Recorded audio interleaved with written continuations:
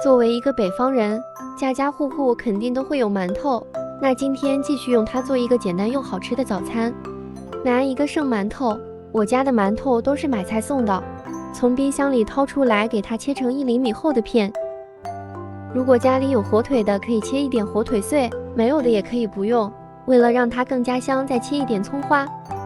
拿一个盘子磕2颗鸡蛋，先用筷子给它打散，再放入一丢丢盐，把刚才切好的火腿和葱花放进来，继续给它搅拌均匀，再来给它加点佐料黑芝麻，如果家里没有也可以不用加。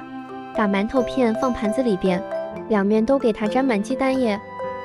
火腿和葱花不太好粘，用筷子给它往上卷，或者用勺子也可以。平底锅开小火，刷适量的食用油，把沾满鸡蛋液的馒头片放入锅内，